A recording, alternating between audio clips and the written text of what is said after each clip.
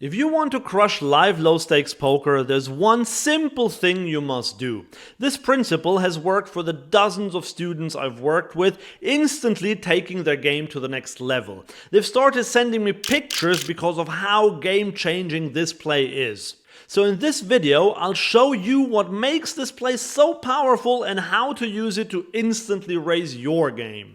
To understand how this play works, let me show you an example from the world of football or soccer. Imagine you're a goalkeeper facing 100 penalty kicks.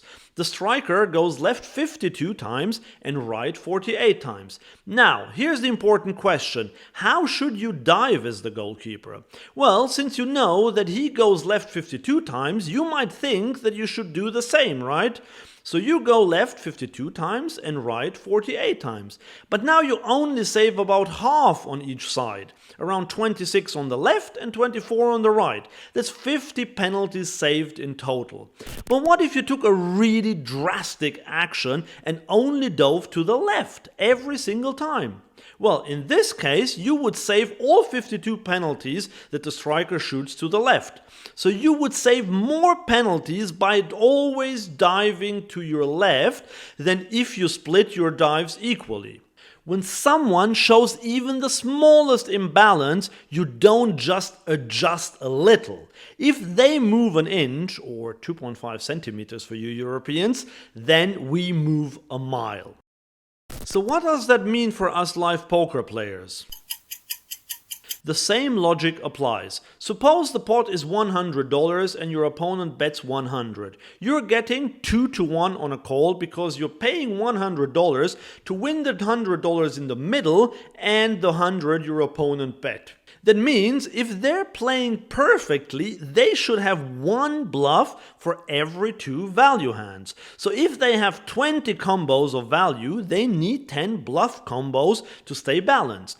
If they do that and your hand only beats bluffs, calling is exactly break even. But what if they only have 9 bluff combos instead of 10 and therefore 21 value combos?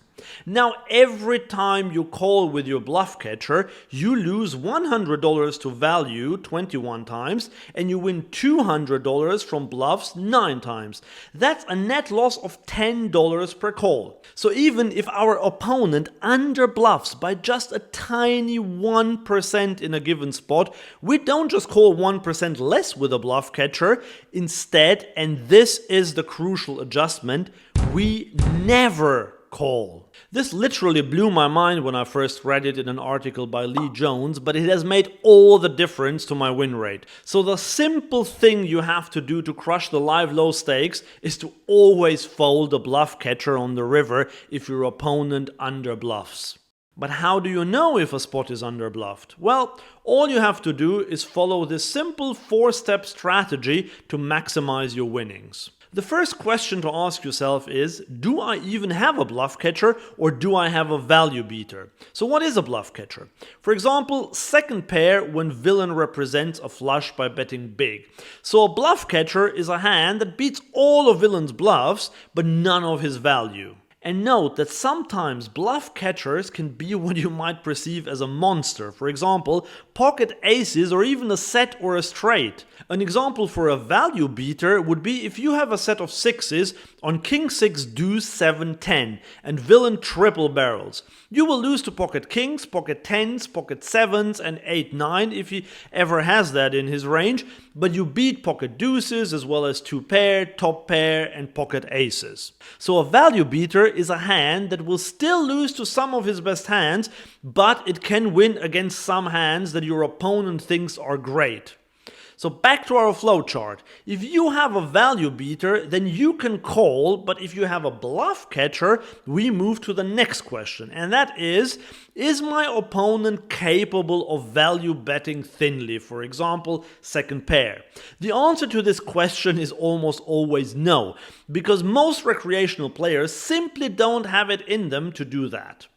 So we can move to question number 3, which is my opponent capable of bluffing in general?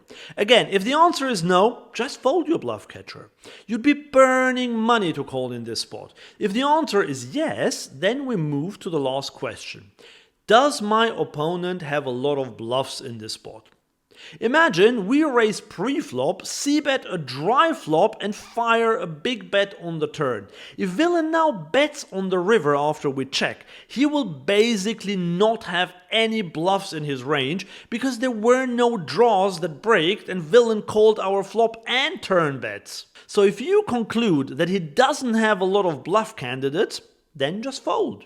But here's the truth. You don't have to overcomplicate it because quite frankly there is an even simpler way of doing it. After years of playing 1-2 and 1-3 live, I can tell you that one of the biggest mistakes the player pool makes in these games is they don't bluff enough for big money on the river. And this is the crucial bit, the big money on the river. Recreational players do bluff quite a bit, but usually that's earlier in the hand or for amounts that seem small to them like $20 or $30.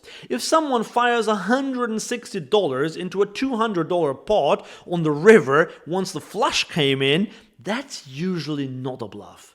So what should you do? As one of my poker friends recently said, if he had folded every bluff catcher in his life, he'd be a millionaire by now. And a coach from the poker coaching stable summed it up like this. I used to play GTO until I had proof someone was under bluffing. Now I do the opposite. I assume they are under bluffing until proven otherwise.